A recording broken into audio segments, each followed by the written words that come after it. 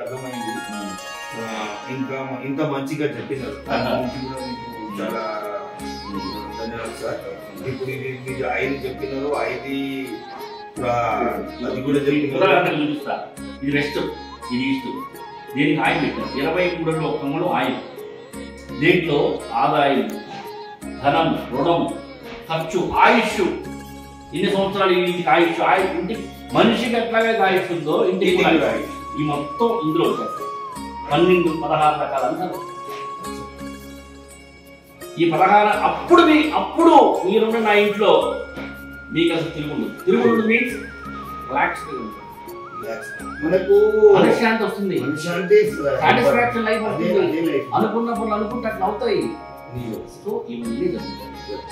So వాస్తు దోషం ఉన్నప్పుడు ఖచ్చితంగా అనారోగ్య సమస్యలు, ఫ్యామిలీ డిస్టర్బ్ అయిపోతుంది. డిస్టర్బెన్స్ అయింది.